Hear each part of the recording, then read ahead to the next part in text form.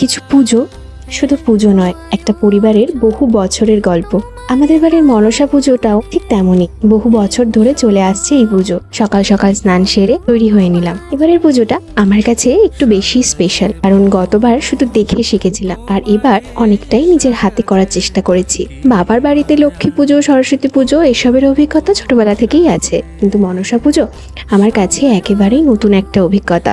সকাল থেকেই পুজোর প্রস্তুতি শুরু হয়ে গেছে, আর কথা বলতে বলতে দেখো এর মধ্যেই অনেকটা গোছানো হয়ে গেছে। মায়ের মুখটা দেখো কি সুন্দর না? এত অল্প আয়োজনকে মায়ের এই রূপটাই যেন পরিপূর্ণ করে তুলেছে। পাড়ার অনেকেই দুধ কলা নিয়ে পুজো দিতে আসেন, আবার প্রসাদ নিতেও আসেন।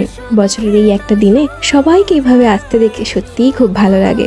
এবারের পুজোটা ছোট করেই হচ্ছে, খুব সাধারণভাবেই সাজাতে পেরেছি। নিখুঁত হয়তো হয়নি, কিন্তু জানো, নিজের হাতে একটু একটু করে সাজিয়ে যখন সবটা তৈরি হয়ে গেল, তখন মনের মধ্যে একটা অন্যরকম আনন্দ হচ্ছিল। মায়ের কাছে আজ একটাই প্রার্থনা, সবার মঙ্গল করো, সবাই যেন ভালো থাকে।